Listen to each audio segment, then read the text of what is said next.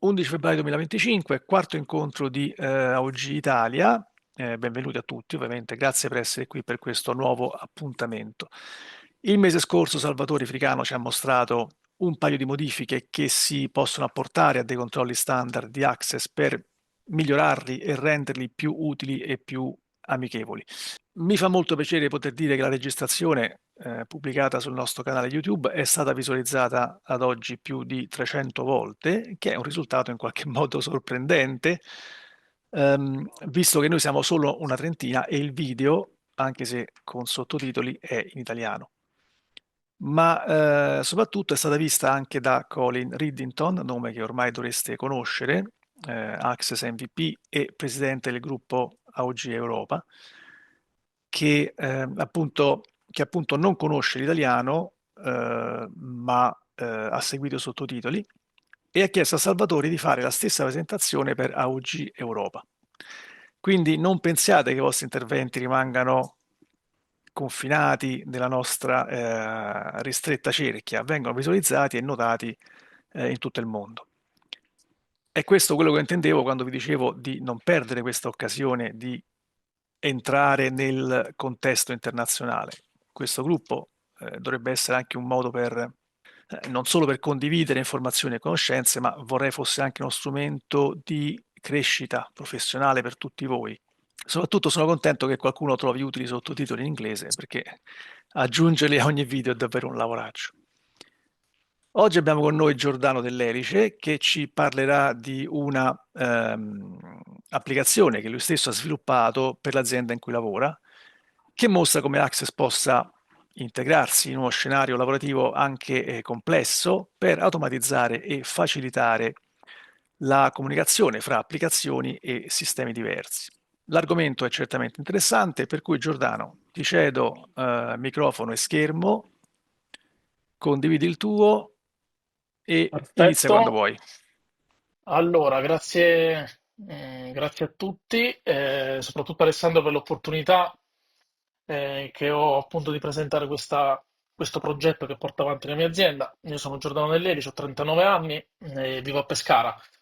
Lavoro in un'azienda che si occupa di settore automotive off highway, quindi produciamo componentistica elettrica per questi veicoli.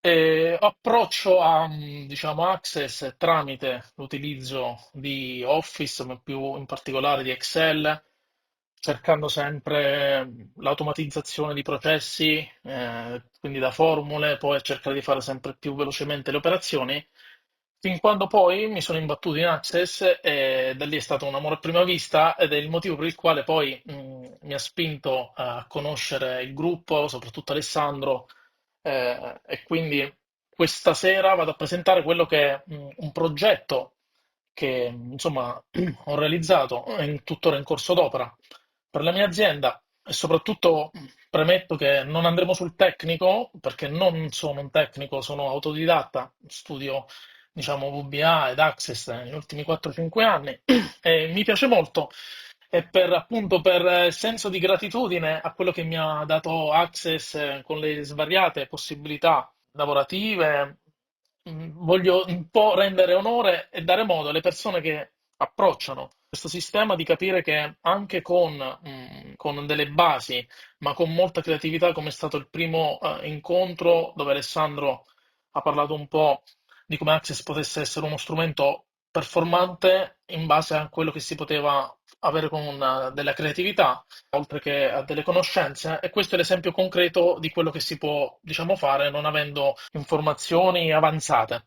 Access Link è quello che stiamo vedendo, questa è una presentazione che ho fatta alla mia azienda quando è stato presentato nella direzione quello che era il progetto che è stato messo in pratica. Access Link l'ho chiamato, diciamo, più che un applicativo standalone, è questo. Cercherò di andare in maniera veloce perché è un argomento complesso anche in base a come è strutturata la mia azienda. Sta di fatto che Access Link l'ho chiamato così perché è una suite di applicativi, non è quindi nient'altro che una serie di applicativi che ho realizzato che vanno a interconnettersi tra di loro, quindi scambiando informazioni tramite una gestione di tabelle collegate, collegando le varie applicazioni, c'è un interscambio di informazioni che va poi appunto a migliorare quella che è la comunicazione e anche l'automazione di una serie di processi che vedremo a breve. Questo è uno schema che sicuramente sarà non comprensibile, ma vuole solo dimostrare quello che ad oggi è una serie di passaggi lavorativi che abbiamo all'interno della mia azienda. In rosso, praticamente abbiamo una serie di applicativi che ho realizzato che vanno a entrare in ogni ente, diciamo, che partecipa al flusso produttivo e quindi abbiamo nella nostra azienda, poi lo vedremo più nel dettaglio perché di tutti questi applicativi io questa sera ne presento uno in particolare. Questo è per dare un'infarinata di quello che anche è possibile fare, quindi realizzare una serie di applicativi con un'interconnessione che possono affiancarsi a un flusso aziendale e agli strumenti aziendali, come un sistema ERP. Come vedete, al di là poi di andare a capire quello che è il dettaglio, abbiamo in rosso tutta la serie di applicativi e in giallo il terminale ultimo, cioè il sistema ERP nel nostro caso è SAP, conosciuto e utilizzato da diverse aziende, e i dati dopo una serie di passaggi vengono elaborati e poi trasferiti nel sistema ERP. Nel dettaglio, quello che voglio presentare è quello che ho chiamato Automatics, è fondamentalmente un applicativo Access che nasce per queste motivazioni. Un'ottimizzazione del flusso di lavoro, una digitalizzazione dei processi e insieme a questo è stato portato dentro quello che offre Access, cioè anche un controllo, una sicurezza dei dati, avere un back-end, avere delle password di protezione, delle tabelle non accessibili a tutti gli utenti, come è stato detto anche negli incontri precedenti, e l'automatizzazione di processi e raccolta dati. Per andare un po' più nel dettaglio di un estratto di alcune funzioni che fondamentalmente fa l'applicativo, è importante giusto insomma, dare modo brevemente per chi non conosce una struttura aziendale e per chi la conosce, dare un'infarinata e capire un attimino quello che all'interno della nostra azienda è la struttura lavorativa. Noi lavoriamo con dei banchi di produzione, sono nient'altro che dei banchi industriali di 6, 7, 9 metri, dove lavoriamo il nostro prodotto e questi banchi sono suddivisi per reparti. Io qui ho dato una semplice rappresentazione grafica, quindi abbiamo dei colori diversi in base ad esempio ai nostri tre reparti. Prima parliamo del flusso dati, che è quello dell'inserimento dati tramite terminale PC. I dati che vengono inseriti tramite questo terminale finiscono all'interno di un back-end, che poi appunto ho scritto stoccaggio dati su database. Parliamo chiaramente di un database, una tabella Access che rappresenta il nostro back-end e da lì vengono elaborati e trasferiti nel sistema SAP. Questa è, ed è importante, se non appunto non banale, è una dotazione hardware di ogni banco di produzione richiesta che nasce appunto per sfruttare poi quello che è l'applicativo Access, oltre che dare modo di lavorare il prodotto finito, nasce come companion, ma soprattutto ecco, protagonista di quello che è poi l'applicativo Access. Quindi abbiamo un monitor grande che vediamo al centro, abbiamo un client dove appunto è semplicemente un PC, una tastiera e un mouse dove gira l'applicativo Access principale. Qui visualizziamo la documentazione tecnica. E altra cosa molto carina, ecco, stiamo acquistando dei piccoli monitor da 10 pollici che serviranno da monitor informativi per visualizzare tutta una serie di informazioni produttive e quello che verrà visualizzato all'interno di questo monitor sarà pilotato dallo stesso applicativo che per un piccolo tecnicismo in più, diciamolo, apriamo un pop-up form e lo andiamo a posizionare su questo monitor, trasmettendolo in full screen e con un evento timer andremo poi ad aggiornare quelle che sono le informazioni su questo form. Altro sistema hardware a corredo, abbiamo un laptop, un Surface, parliamo di un laptop ibrido che ha una tastiera che si sgancia, magnetica, ma fondamentalmente è un dispositivo portatile. Abbiamo preso una basetta magnetica e questo dispositivo sul quale gira lo stesso applicativo è destinato per una serie di funzioni. La cosa principale è la lettura di codici a barre, che la lettura, la verifica di questi codici avviene sempre tramite l'applicativo Access. Ultima cosa, abbiamo una serie di monitor, cosa che era appunto impensabile fino a qualche anno fa, che vengono utilizzati come dashboard, ovvero tutti i banchi di lavoro che hanno questi appunto applicativi Access interconnessi tra di loro, in particolare qui parliamo di Automatics, forniscono tutta una serie di informazioni produttive, queste vengono trasferite appunto in una tabella del back-end e in una postazione dove abbiamo un monitor da circa 75 pollici, abbiamo un recap generale di tutto lo stato di avanzamento produttivo situato all'interno del reparto, anch'esso pilotato con evento timer su un PC dedicato e con una serie di refresh abbiamo una serie di informazioni visualizzate che danno modo di capire con un'occhiata quello che insomma è lo stato. Mi scuso un'anteprima con quella che è l'interfaccia grafica ed è il motivo per il quale ho scoperto Alessandro, ma tutto il gruppo, è perché avevo una serie di, tra virgolette, difficoltà a impostare graficamente quello che erano le varie maschere, o meglio, come potete vedere, la colorazione e la banalità con la quale, insomma, messo testo ai pulsanti fanno sì che l'interfaccia è molto superficiale, mettiamola così. Questo è appunto il motivo per il quale ho scoperto il gruppo. Ho scoperto anche che è possibile fare tutto un altro discorso, tutto un altro lavoro dove si può anche ottimizzare la grafica, cosa che ad esempio non conoscevo. Tra le caratteristiche, questa è la maschera principale, che è stata completamente nel frattempo rifatta con un layout totalmente diverso. Sta di fatto che le funzionalità, le caratteristiche principali dell'applicativo, abbiamo un sistema multiutente con accesso tramite credenziali. Quindi andremo a inserire il nostro username e la nostra password. In base al login che si fa, c'è una tabella dietro con l'elenco di utenti con le password dove l'accesso è permesso solo agli utenti di amministrazione che possono andare a fare manutenzione di questi dati. In base al login, quindi sul click della conferma, dopo aver fatto il check dell'utenza, viene aperta in maniera distinta quella che è l'area di amministrazione o lato o l'area dedicata all'operatore. Altra cosa importante che è stata integrata, poi vedremo un piccolo dettaglio anche di queste funzionalità, è la funzione di pianificazione lavoro. Prima di questo applicativo c'era una distribuzione del lavoro in maniera verbale, con una distribuzione di carta a volontà, quindi con un abbattimento di alberi importante per stampare e distribuire questo lavoro. Il passaggio della sequenza di lavoro veniva fornita in maniera appunto verbale tramite anche l'assegnazione di questi cartacei. Con questo sistema che è stato messo in piedi, diciamo che adesso abbiamo una pianificazione del lavoro digitale, completamente, quindi una pianificazione che può assegnare del lavoro, vedremo manualmente o in maniera automatica con una serie di criteri, direttamente su questi banchi di lavoro dove gli operatori fanno l'accesso e hanno un elenco di lavori da processare, che è appunto questo punto successivo, ovvero l'area lavoro con elenco sequenza di lavoro. Abbiamo dei calcoli della data di consegna data da questa pianificazione. Si può interagire con il lavoro assegnato, quindi si può dire se c'è un blocco, l'ordine viene bloccato dall'operatore, quindi viene messo in uno stato per il quale l'operatore non lo vede, ma tu vieni notificato. Trasferimento dei dati sul sistema ERP, e poi vabbè, tutta una serie di funzioni, quindi uno stato avanzamento, una trasmissione di informazioni sul monitor esterno. Andiamo un po' più nel dettaglio. Come funziona fondamentalmente questo applicativo?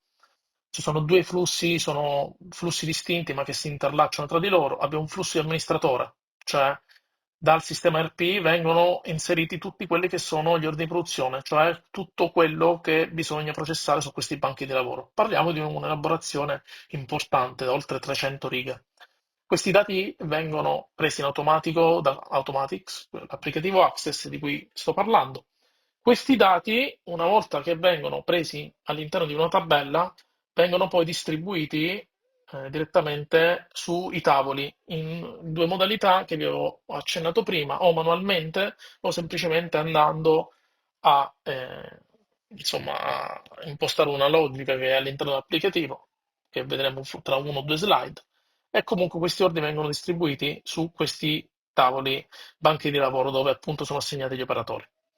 Il flusso operatore invece, una volta che si è fatto la registrazione, il login con le proprie credenziali, si inizia a lavorare in funzione della sequenza che visualizza schermo, registra i dati a consuntivo, cioè i tempi di lavorazione a posteriori. Questi dati vengono gestiti e registrati direttamente all'interno dell'applicativo e questi dati, una volta validati, vengono trasferiti sul sistema ERP. Questo è un flusso di lavoro creato da zero, dove prima c'era il cartaceo, l'elenco di lavoro, l'operatore scriveva carta e penna con tutti, chiaramente tanti di voi già avranno capito, le problematiche dovute alla calligrafia, l'interpretazione, le varie sommatorie di tempistiche inserite, con i vari errori che ci possono essere, più tutta la tempistica dovuta al trasferimento di questi dati. Quindi Access in questo caso specifico gioca una partita da protagonista, nonostante ci sono tantissime ottimizzazioni che si possono essere fatte, ma sta di fatto che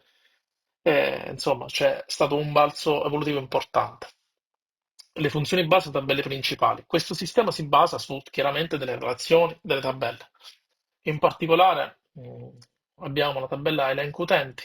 Cosa permette di fare questa tabella? Come insomma pensate, immagino già abbiate capito, c'è la possibilità non solo di creare un nuovo utente con appunto un pop-up form che vedete in basso, dove ci sono dei campi obbligatori con dei controlli, quindi è possibile andare a impostare l'obbligo di andare a compilare tutte le informazioni necessarie per poi andare a fare tutta una serie di calcoli e controlli che fa l'applicativo. E qui vediamo un recap di tutti quelli che sono gli operatori con i propri ID.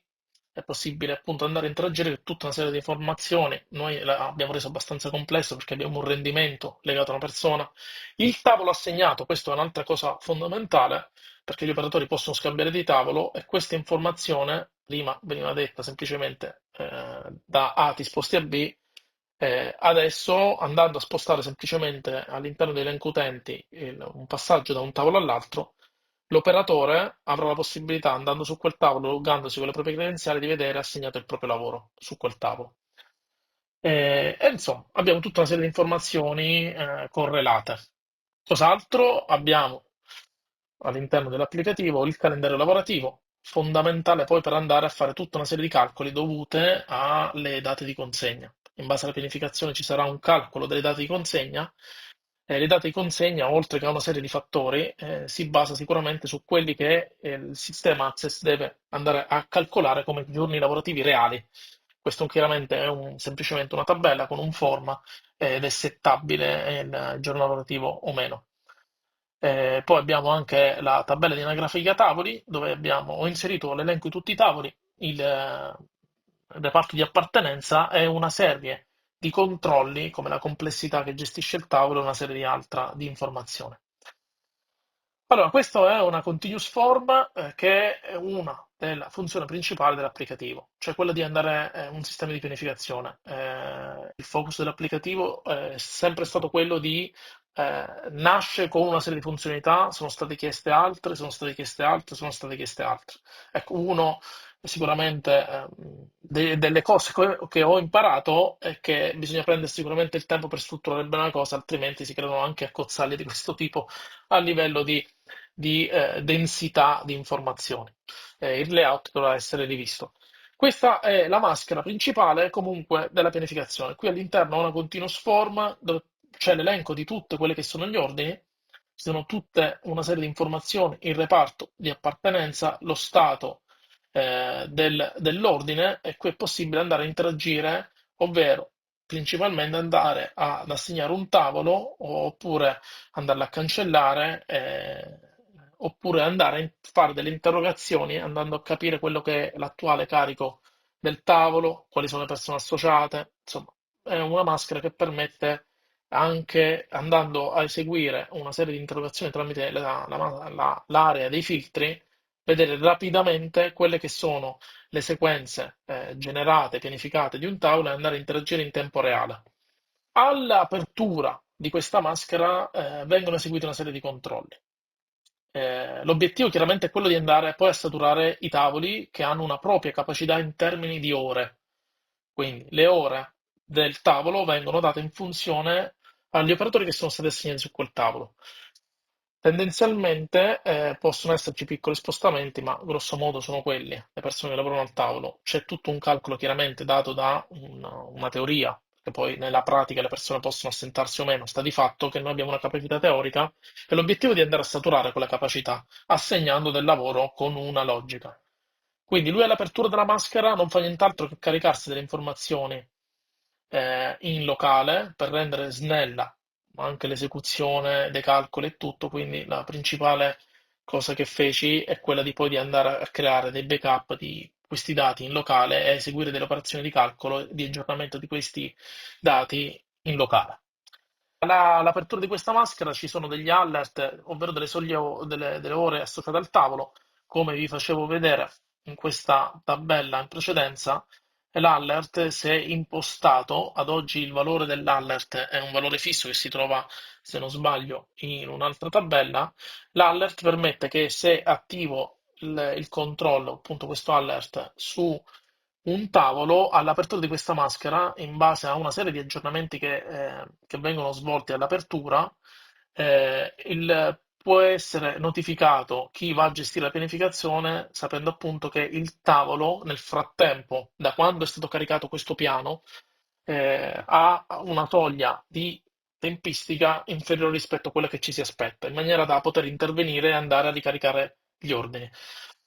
Questa maschera che apre, non l'ho detto prima, ma in realtà è una tabella locale anch'essa, che appunto si basa da una tabella online, cioè, quindi una tabella che risiede nel back-end, che rappresenta quello che è il piano reale, generato dove tutti i tavoli, tutti i banchi di produzione vanno ad attingere a quella sequenza. Quando si entra in quest'area, che è chiamata appunto pianificazione ordini, si fa nient'altro che occupare uno slot di queste informazioni, caricandola in locale, mettendo lo stato bloccato per non far entrare ulteriori persone che non sono gli operatori, ma altri amministratori, perché in realtà ne sono due. E qui è possibile in locale andare a eseguire tutte quelle che sono simulazioni, cambi di piano. Dal momento che il sistema apre questo form, lui già esegue una serie di aggiornamenti dai tavoli, come la chiusura di un ordine, o semplicemente l'amministratore interagisce con questo sistema, in automatico, quando viene rilevato un aggiornamento all'apertura o post apertura, lo stato della pianificazione viene segnalata come offline, appunto perché viene percepita una modifica. Andando a chiudere la maschera, il sistema chiederà se si vuole pubblicare il piano svolto o semplicemente uscire senza salvare. È una logica molto semplice, che è così come un semplice file Excel, quando chiudiamo senza salvare viene notificato. Il sistema più o meno è questo qui. Ci sono delle didascalie sui vari campi, ci sono una serie di PDF interconnessi tramite un'installazione di questo applicativo che io svolgo dopo che è stato acquistato dalla mia azienda, un software chiamato Advanced Installer. Chi volesse può andare insomma a approfondire, software molto utile e interessante quando si vuole cercare di distribuire un qualsiasi applicativo, software, a semplicemente permettere installazione guidata, andando anche a toccare l'ODBC, i registri di sistema, tutta una serie di cose. Quindi io ho collocato tramite questo applicativo una serie di PDF su un percorso standard e ci sono una serie di tastini che richiamano questi PDF che vanno poi ad andare a spiegare il dettaglio di alcuni campi, il dettaglio di alcune logiche rappresenta quella che è un po' una sorta di mini guida. Andiamo avanti. Come dicevo, ogni tavolo ha una serie di informazioni che vengono calcolate in automatico, che sono le capacità ore, e sempre all'apertura, una volta eseguiti i calcoli di aggiornamento, vengono un po', ci sono questi contatori che possono essere richiamati tramite questo pop-up form, e viene fondamentalmente detto questo, viene riepilogato quelle che sono attualmente le ore giornaliere, le ore effettive, cioè la capacità, e le ore di carico attuale, cioè cosa ad oggi quel tavolo ha pianificato, col totalone in ore, e cliccando il dettaglio a sua volta può essere visualizzato l'operatore, il tavolo, la data di consegna, la scadenza, il ciclo standard, che non è nient'altro che la tempistica standard, ovvero quello che ci si aspetta che il tavolo impieghi per completare l'ordine. Quindi, voglio dirvi che se strutturato bene i dati, le tabelle, le logiche, Access permette di avere in autonomia, con tutta una struttura, un flusso in piedi, ci sono possibilità di eseguire interrogazioni in tempo reale, avere accesso a delle informazioni che non avendo un applicativo come Access, uno strumento come Access, ci sarebbe da andare a chiedere, studiare, vedere tutta una serie di elaborazioni, avere questi calcoli a portata di mano. Altra cosa molto carina, funzionalità di Access molto carina, seppur semplice, ma anche qui no, la trovo molto interessante. Su ogni ordine, questo è un piccolo focus di quello che abbiamo visto prima sulla continuous form con l'elenco di tutti gli ordini di produzione, con i reparti coinvolti, è possibile tramite questo tastino che sta per tavolo assegnato, laddove si voglia andare a inserire una priorità all'ordine, ok, ma principalmente andare ad assegnare un tavolo a quell'ordine. Cliccando su questa combo box verrà visualizzato l'elenco dei tavoli in ordine alfabetico, non per capacità residua, in ordine alfabetico perché sono più semplici da poi andare a selezionare, ma è appunto una query dietro dinamica molto interessante perché in base alla riga selezionata, in base al reparto, in base alla capacità residua dei banchi coinvolti e non solo, in base anche alla complessità sia dell'ordine sia del tavolo. Che significa? Ogni tavolo dove hanno associato degli operatori hanno, in base anche alle attrezzature che ha il tavolo a disposizione, una complessità di commessa che è in grado di gestire. Che significa questo? Da semplicemente un valore numerico da 1 a 3, dove 1 è una lavorazione semplice, 2 è una lavorazione di media complessità, 3 abbiamo una lavorazione complessa. Associando questo valore numerico all'interno di una tabella che rappresenta l'anagrafica dei tavoli, sapremo che ogni tavolo è in grado di lavorare una complessità di ordine. Cliccando su questa combo box farà una prima schermata la query in base al reparto, quindi ci farà vedere solo i tavoli di quei reparti coinvolti, ci farà vedere se il tempo di ciclo standard, che è questo valore, è un valore che il tavolo ad oggi è in grado di prendersi in carico in base a quella che è la capacità residua. Quindi in questo caso, oltre tutti sopra le 200 ore rispetto alle 5, e a questo punto, nonostante qui non lo vediamo, ma c'è un valore di complessità che l'ordine acquisisce con un calcolo all'interno dell'applicativo, e questo valore numerico di complessità è un valore che è in grado di essere gestito da tutti e tre i tavoli. Ecco, questa l'ho banalizzata, o meglio, forse non l'ho semplificata per tanti che si saranno forse persi. Sta di fatto che è semplicemente una query, ma la potenzialità di questa query è interessante perché permette una roba che altrimenti bisognerebbe fare andando a capire l'ordine, associargli manualmente un valore, capire attualmente se la capacità disponibile è in grado di farsi carico di quell'ordine, insomma, tutta una serie di calcoli che con un semplice clic abbiamo rapidamente. Altra cosa carina è l'assegnazione automatica, quindi questa nasce come una funzionalità manuale dove l'amministratore può intervenire.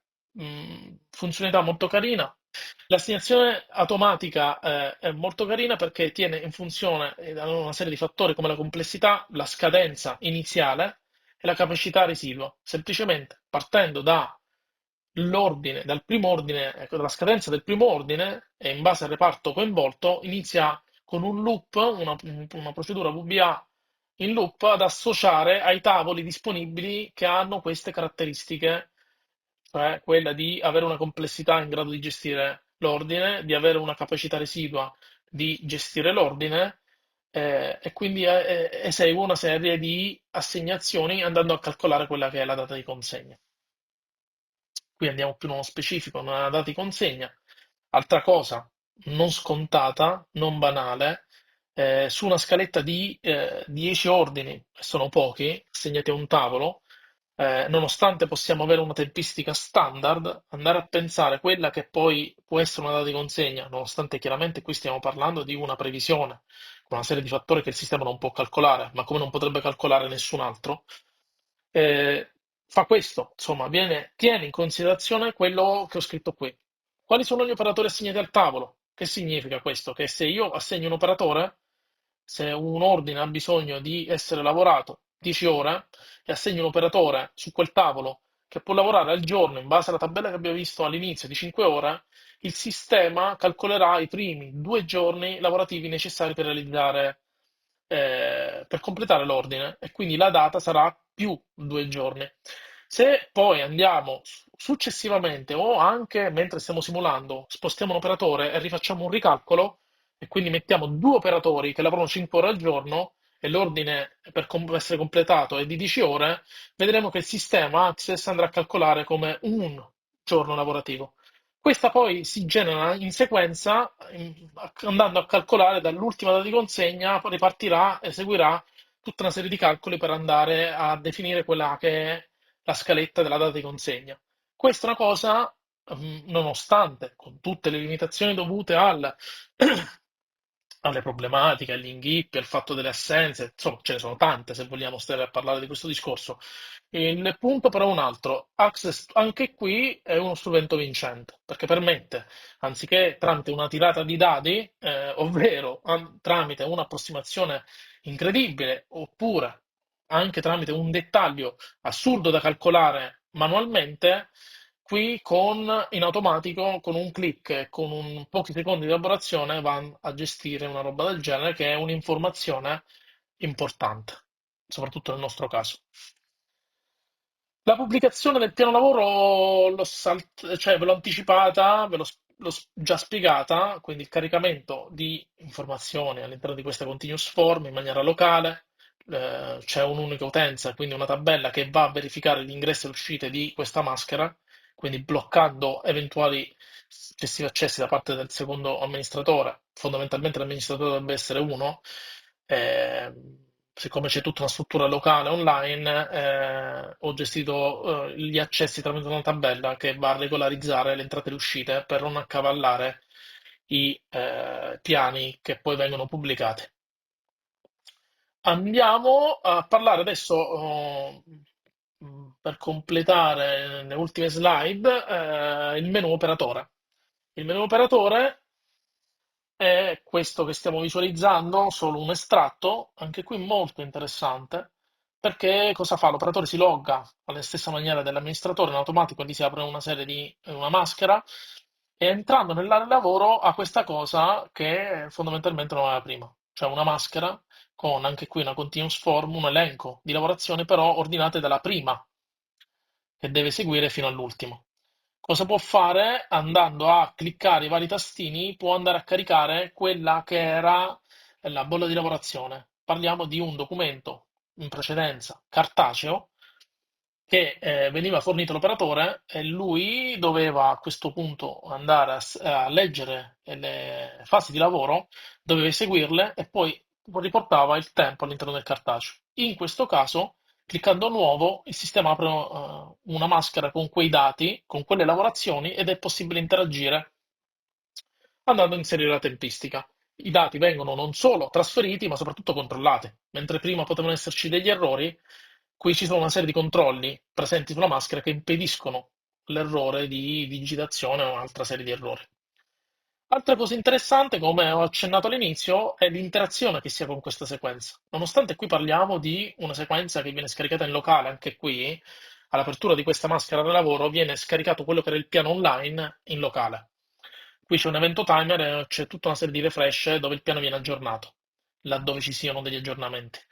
L'opzione send back è una funzione con questo tastino dedicato dove è possibile comunicare senza andare dal proprio responsabile, senza andare a dire altro. Cliccando qui si apre un piccolo pop-up dove è possibile impostare una causale laddove ad esempio c'è un blocco produttivo dovuto ad esempio ad un mancante, ovvero una componentistica che non è presente ed non è possibile fare la presa in pochi minuti, quindi l'ordine non può essere processato. Questa informazione in maniera automatica, in maniera digitale, in maniera smart viene fornita in questa maniera. Si clicca Send Back, la riga scompare da questo piano e il feedback torna all'amministratore che potrà poi andare a fare una serie di operazioni. Ultima cosa, non da poco, su questa maschera, per parlarne, abbiamo prenota materiale. Ecco, un'altra funzione molto carina, c'è la possibilità di andare, qui c'è stata prenotazione, in realtà la prenotazione si fa all'interno della sequenza di lavoro, appunto perché è il materiale che deve essere prenotato rientra all'interno dell'ordine, qui invece è l'elenco di ordine. Sta di fatto che mentre su questa maschera ho inserito uno stato prenotazione, all'interno dell'altra maschera è possibile andare a prenotare. Che significa? Significa che abbiamo un operatore che è chiamato Keeper, che non fa nient'altro che l'attrezzaggio, ovvero è un operatore che fa un lavoro all'interno della sua postazione in un'altra area e ha sempre questo applicativo Access dove è loggato con le sue credenziali, avrà una vista dedicata, anche qui con una serie, con una maschera che va a aggiornarsi ad evento timer e va a vedere quelle che sono le prenotazioni di attrezzature e i tavoli coinvolti. Anche qui, altra funzione che Access è riuscita a portare a casa è quella di evitare che l'operatore andasse a parlare chiedere l'attrezzaggio a questo keeper oppure andarlo a prendere da solo, l'operatore rimane sulla propria postazione, aumentando quello che è il proprio rendimento, le proprie performance, perché non si allontana dal proprio banco di lavoro e informa in maniera digitalizzata quello di cui ha bisogno. Lui continua col proprio lavoro, il keeper viene notificato a schermo, viene è fatta la presa dell'attrezzatura e viene fornito a questo operatore e la richiesta viene evasa.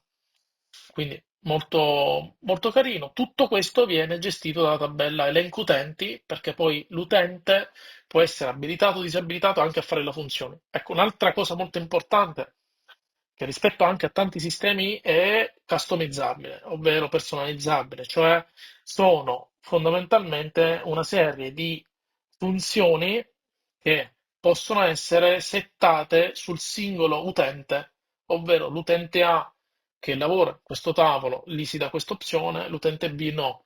E sono delle scelte che possono rientrare anche nel quotidiano di diverse persone, e questo è un sistema che lo permette tutto tramite la tabella elenco utenti. Altra cosa interessante, preso spunto da altri software, questa che è l'elenco, l'area lavoro con l'elenco di tutte le lavorazioni che deve eseguire l'operatore, siccome c'è una pianificazione associata, c'è una data di consegna ed è importante seguire la pianificazione che è stata fornita, al di là poi di qualche sandback, di una serie di problematiche, però è importante che l'operatore parta dalla prima fino all'ultima riga per evitare che l'operatore possa saltare da una riga a un'altra oppure interpretare, prendere un'iniziativa, tramite l'elenco utenti c'è una spunta su un controllo che permette, in base appunto all'utente, quindi questo anche qui è molto importante, perché l'utente A potrebbe essere bloccato ed essere costretto a lavorare su riga singola. E quindi a quel punto, una volta se c'è una spunta all'interno di elenco utente associata a quella persona, se io mi vado, sono quell'utente, mi logo all'interno di area lavoro e cerco di saltare la riga, il sistema che esegue un controllo mi dice che non sono abilitato se non ne vado prima la prima riga. Eh, Anche qui molto una funzione basica, ma che permette un controllo importante di quello che poi è la lavorazione. Questa è la scheda lavoro, è l'elenco della sequenza di lavoro che rientra all'interno dell'ordine. Questo è accessibile tramite il click del tastino nuovo. Si va a caricare una serie di fasi di lavorazione. Questi sono tutta una serie di dati che il sistema SAP e ERP ha bisogno, vengono presi in automatico e si va ad inserire un proprio tempo di lavorazione, semplicemente si usano quelle che sono le funzioni di start e stop, è semplicemente un contatore che una volta iniziato e una volta finito va a creare in automatico quello che è il tempo che è trascorso tra l'inizio e la fine. Altra funzione qui, sempre settabile da elenco utenti, è il controllo delle ore. Se andiamo indietro, potete vedere su una slide sulla tabella di elenco utenti che c'è una miriade di informazioni.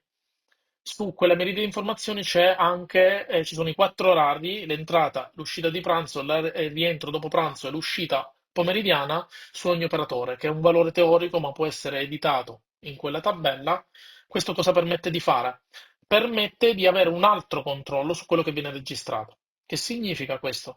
Significa che se sono un operatore che lavora dalle 8 alle 12, inizio la mia lavorazione alle 8 del mattino, arrivo alle 10, la mia capacità di dichiarazione del tempo lavorato non può essere superiore alle 2 ore. perché fisicamente non ho fatto oltre 2 ore di lavoro.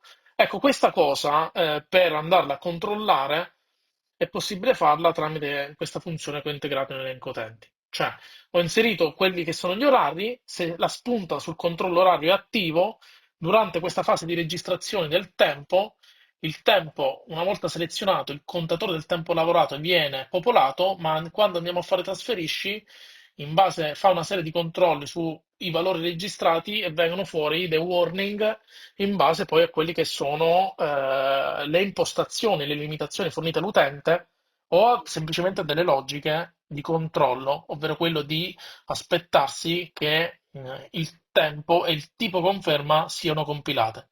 Un'informazione non può escludere l'altra, quindi queste devono andare in automatico il tipo conferma il tempo. Quindi questo è un controllo generale applicato a chiunque, mentre il controllo del tempo, in base ai settaggi che sono stati dati sui elenco utenti, possono poi essere saltati o meno.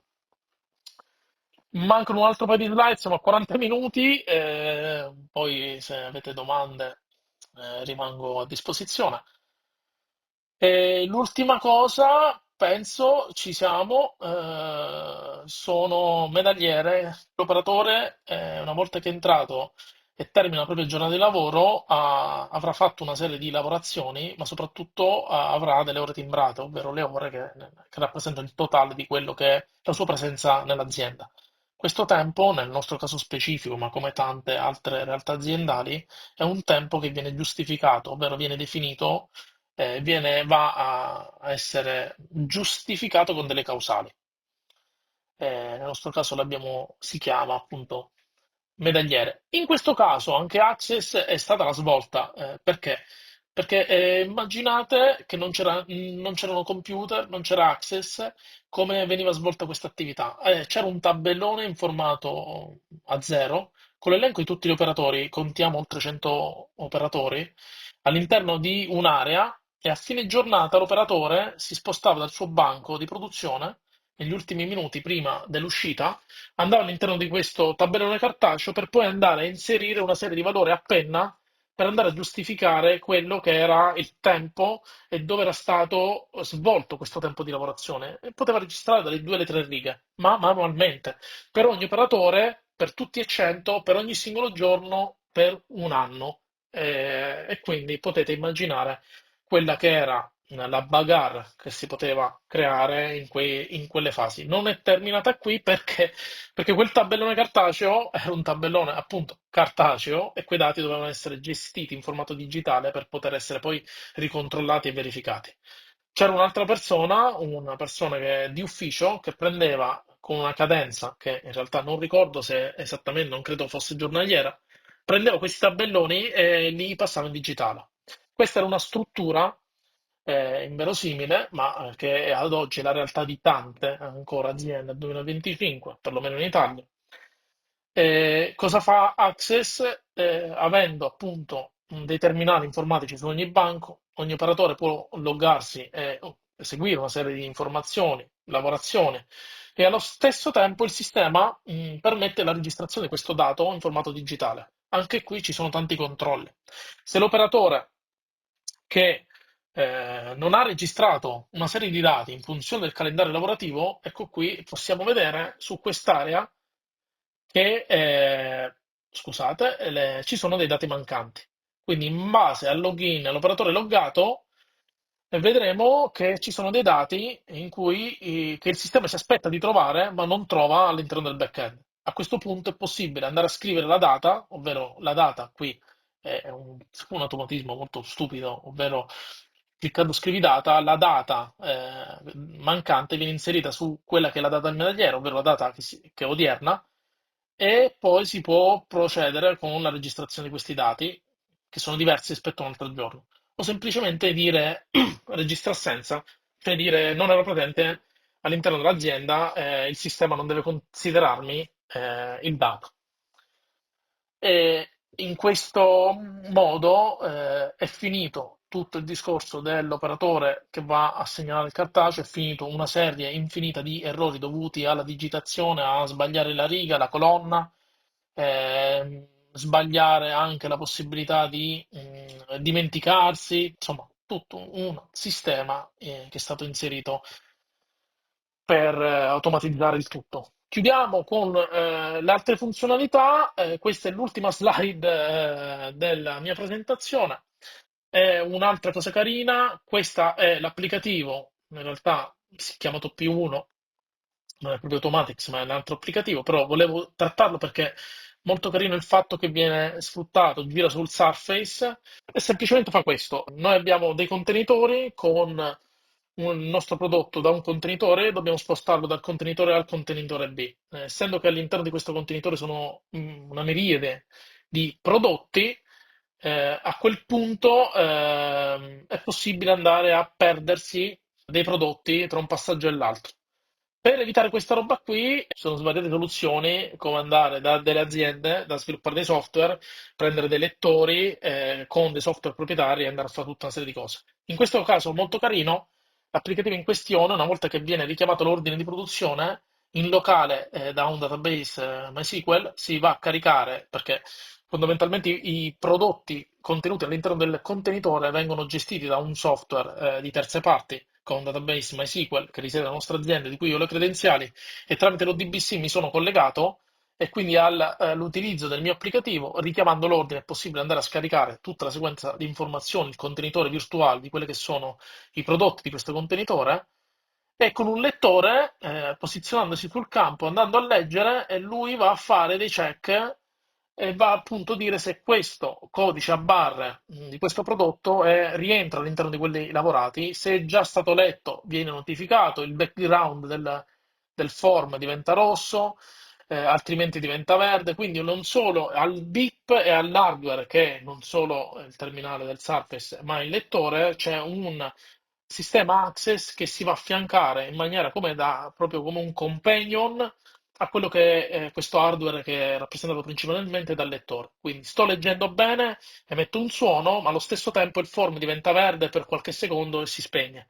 Se diventa rosso, il sistema ti blocca, diventa rosso, non va via il colore e viene informato che c'è una lettura errata, in maniera tale che l'operatore può andare poi a eseguire anche tutta una serie di informazioni, cioè forzare una stampa, perché poi questo stampa anche il completamento di questa attività, va a stampare un elenco di quello che è stato letto, si inserisce all'interno di questo scatolone e viene così ufficializzato con un controllo software fatto dall'applicativo anche che questo è il contenuto, la packing list di quello che viene consegnato. Allora, io ci ho messo una cinquantina di minuti, ho finito e rimango a disposizione. Grazie Giordano, trovo che sia un bel lavorone, una soluzione sicuramente interessante. Un po' difficile forse da capire appieno senza Mm, conoscere il flusso sì, di lavoro dell'azienda, ma da quello che ci ha mostrato hai messo su un certo. sistema non solo alquanto complicato, ma anche in qualche modo intelligente, mi pare, che smista, ottimizza, controlla, calcola, decide, funge da supporto decisionale e quant'altro, e che a quanto pare si integra perfettamente con gli altri sistemi dell'azienda. Sì, io E, mi scuso, ecco, volevo dire, mi scuso un attimino sulla complessità e sul fatto che sicuramente sono andato molto, ecco, approssimativo su tante situazioni che forse non hanno fatto ben capire e e vabbè, l'obiettivo era ma quello di dare qualche spunto. mi sembra che fosse un mondo intero di cui parlare. Eh, Comunque no, sì. tanto di cappello e meno male che non sei un programmatore. Eh, L'interfaccia trovo che abbia un vago sapore mm. vintage, no? Un po' centrali nucleari anni 80. Se devo essere sincero, a me non è dispiaciuta del tutto, anche se effettivamente certe schermate sono un po' troppo affollate. Ma assolutamente, lo sto Vabbè, no, rivedendo poi fortunatamente. no, vabbè, poi ci Eh, hai fatto vedere degli screenshot parziali e parzialmente oscurati da pezzi arancioni, quindi io penso che su schermo abbiano una resa diversa. Ma direi che la cosa importante è che ci ha dato, credo, di poter dire un'ottima dimostrazione della versatilità di Access e del ruolo che può avere in diversi ambienti, anche industriali, integrandosi in sistemi e flussi di lavoro anche complicati. Quindi complimenti. Ben fatto, ben Grazie, fatto. grazie. C'è una domanda di Massimiliano, chiede se le maschere dinamiche sono con refresh temporizzato o a richiesta. Massimiliano, se vuoi ampliare un po' la domanda, qualche dettaglio in più. Sì, allora, anzitutto grazie della demo. Da quello che ho capito c'è un'applicazione residente e poi ci sono una costellazione di applicazioni client, ok? Sì, E addirittura da una parte dicevi che i client scrivono su se stesso o in qualche modo riversano il dato dopo aver prenotato uno slot sull'applicazione. Ok? Mi sembra di sì, aver sì, la, sì, sì. perché invece hai deciso di fare questo tipo di costellazioni di azioni? Nel senso che perché non una Una, sola, anche da mantenere più facilmente, con tutta la volontà anche di mantenere il dato locale se l'applicazione lo richiede. E che modo la manutenzione tu distribuisci una sola applicazione e non 10 applicazioni diverse. certo, Ok? E poi soprattutto se io ho davanti a me la mia scheda di lavoro, questa scheda di lavoro è isolata rispetto a tutto il resto della produzione, lavora insieme a quella produzione, se per esempio richiede il materiale ha una visualizzazione sulla disponibilità del materiale che però potrebbe essere impegnato da un'altra scheda di lavoro, ma se invece è locale questo tipo di informazioni forse gli è nascosta, cioè capire queste logiche, capito? certo. Allora, ti cerco di rispondere. La prima, chiaramente ha molto, molto senso, quella di gestire un unico applicativo per tutto un discorso di manutenzione, di distribuzione, di quello che già hai detto e non voglio ripetermi. E nello scenario mio, che è quello appunto Enterprise, il motivo per il quale troviamo questa serie di applicativi è molto semplice, ovvero quella che innanzitutto sono stati realizzati con fattori temporali su della serie di esigenze e commissioni totalmente diverse l'una dall'altra. Questo ha portato non a non poter integrare, perché poi parliamo di enti diversi, accessi di rete diversi, percorsi diversi di rete, esigenze diverse e quindi questo mi ha portato per il momento poi andare a creare quelli che erano degli applicativi standalone che potevano coesistere all'interno del sistema file sharing che, insomma, che era quello definito in base all'ente di appartenenza. Rimane quello che hai detto, che è sicuramente una situazione più ottimale. Nel caso specifico, insomma, è stato sviluppato in questa maniera, mi rendo conto, però, insomma, poi è stata fatta Credo sia per normale questo motivo. che in un'azienda poi nel tempo si venga a sovrapporre strumenti diversi, si cerca poi di integrare, poi si torna indietro, insomma. Posso, Credo sia. Eh, posso fare la seconda? Ah, vai, c'è la vai, seconda, sì. La seconda domanda? Sì. Veloce, vai, vai. veloce così. È velocissimo. Lasciando stare la logica, lasciando stare che Access come database e non solo come applicazione, a me è parso che fosse più una distribuzione di dashboard, quindi di fogli di lavoro e un poco di interazione da parte dell'utente con la centralizzazione. Access è lo strumento che meglio si presta a questo tipo di cosa, anche perché poi dopo così facendo tu devi mettere tutte macchine Windows, tu devi mettere il discorso della distribuzione dell'applicativo. Pagine web non potevano fare lo stesso lavoro con più facilità con il discorso di poter anche muoverti all'interno dell'applicazione, non vado su un tavolo e mi logo, poi esco, mi logo su un altro tavolo, poi esco e mi trovo, e invece io ho un device che potrebbe essere un telefonino solo dedicato a me. Allora, io nel caso specifico, io sono convinto di una cosa, tutto ha un proprio ciclo di vita, nel senso, tutta la tecnologia, anche i software, quello che mi aspetto a livello aziendale è questo, che è tutto ha un ciclo di vita. Mi auguro che per essere competitivi tutto venga superato in meglio con l'aumento delle performance e tutto. Questo parliamo, che probabilmente avrai le tue ragioni per un'ottima osservazione. Quello che dico è che questo è stato un sistema a costo zero, perché costo zero mi permette di dire io non faccio il programmatore, non vengo pagato per fare quello che ho fatto e lo faccio come contorno al motivo per il quale lavoro. Probabilmente potrebbe essere interessante andare a sviluppare una serie di applicativi web e tutto. I terminali nascono per delle esigenze produttive. Infatti, nella slide vedi che il monitor da 75 pollici chiaramente non può essere per proiettare un format access, bensì per visualizzare della documentazione tecnica. A quel punto, insieme a quello, ho cercato poi di andare a fare come un companion, a creare un companion che potesse coesistere all'interno del tavolo e andare a digitalizzare una serie di processi. Quindi nasce per questo. Io programmo su un monitor da 55 pollici. Già forse dai